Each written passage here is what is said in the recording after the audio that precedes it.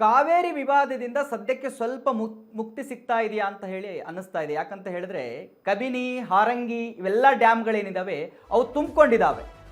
So ನೀರು ನಮ್ಮಲ್ಲಿದ್ದಾರೆ, ನಮ್ಮಲ್ಲಿ ಸಮರ್ಪಕವಾಗಿ ನೀರಿತ್ತು ಅಂದರೆ ಬೇರೆ ಕಡೆ ಬಿಡೋದಕ್ಕೆ ನಮಗೆ ಯಾವುದೇ ವಿವಾದಗಳು ಅಥವಾ ವಿರೋಧಗಳು ಇಲ್ಲ. ನೋಡಿ, ಹಾರಂಗಿ, ಕಬಿನಿ ಡ್ಯಾಮ್ಗಳು ಫುಲ್ ತುಂಬೋಗಿದ್ದಾವೆ. 2 ದಿನಗಳ ಭರ್ಜರಿ ಮಳೆಗೆ ಆಗಿದ್ದಾವೆ ಡ್ಯಾಮ್ಗಳು. ಕೇರಳದ ವೈನಾಡಿನಲ್ಲಿ ಮಳೆ ಹೆಚ್ಚಾಗಿದೆ. ನಿರಂತರವಾದ ಮಳೆಯಿಂದ ಕಬಿನಿ ಡ್ಯಾಮ್ ತುಂಬಿಕೊಂಡಿದೆ. ಕಬಿನಿ ಜಲಾಶಯಕ್ಕೆ 23,009 ಕ್ಯೂಸೆಕ್ ನೀರು ಒಳಹರಿವು ಆಗಿರತಕ್ಕಂಥದ್ದು. ಜಲಾಶಯದಿಂದ 9,958 ಕ್ಯೂಸೆಕ್ ನೀರು ಹೊರಬಿಡಲಾಗಿದೆ.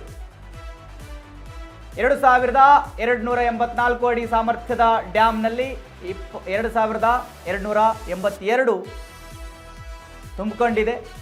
ಈಗ ಅಲ್ಲಿಂದ ಹೊರಬಿಡಲಾಗಿದೆ ನೀರನ್ನು. ಡ್ಯಾಮ್ ಸುರಕ್ಷತೆಯ ದೃಷ್ಟಿಯಿಂದ, ಅಂದರೆ ಡ್ಯಾಮ್ ತುಂಬಿಕೊಳ್ತು ಅಂತ ಹೇಳಿದ್ರೆ ಆ ಡ್ಯಾಮ್ ಸಾಮರ್ಥ್ಯ ಏನಿದೆ ಅದಕ್ಕೆ ಮೀರಿ ನೀರು ತುಂಬಿತು ಅಂತ ಹೇಳಿದ್ರೆ ಡ್ಯಾಮ್ಗೆ ಹಾನಿಯಾಗುವ ಸಾಧ್ಯತೆಗಳಿದ್ದಾವೆ. ಸೊ ಆ ಕಾರಣಕ್ಕೆ ನೀರನ್ನು ಬಿಡಲಾಗಿದೆ. ಸೊ ಗುಡ್ ನ್ಯೂಸು ಹೌದು, ಒಳ್ಳೆಯ ವಿಚಾರವೂ ಹೌದು. ಈ ವಿವಾದ ಏನು ನಡೀತಾ ಇದೆ, ಕಾವೇರಿ ಕದನ ಸದ್ಯಕ್ಕೆ ಕರ್ನಾಟಕ ಮತ್ತು ತಮಿಳುನಾಡು ಮಧ್ಯೆ, ಆ ವಿವಾದಕ್ಕೆ ಸದ್ಯಕ್ಕೆ ಸ್ವಲ್ಪ ಬ್ರೇಕ್ ಬೀಳುವ ಎಲ್ಲ ಸಾಧ್ಯತೆಗಳಿದ್ದಾವೆ. ಕಳೆದ 4-5 ದಿವಸಗಳಿಂದ ಭಾರಿ ಭುಗಿಲೆದ್ದಿತ್ತು ಕಾವೇರಿ ವಿಚಾರ. ಕರ್ನಾಟಕದಲ್ಲಿ ನೀರು ಬಿಡೋದೇ ಇಲ್ಲ, ನಮ್ಮಲ್ಲೇ ನೀರಿಲ್ಲ, ಕೃಷಿಗೆ ನೀರಿಲ್ಲ, ಕುಡಿಯೋದಕ್ಕೆ ನೀರಿಲ್ಲ, ನೀವು ಕೃಷಿ ಕೇಳ್ತಾ ಇದ್ದೀರಿ ಅಂಥೇಳಿ.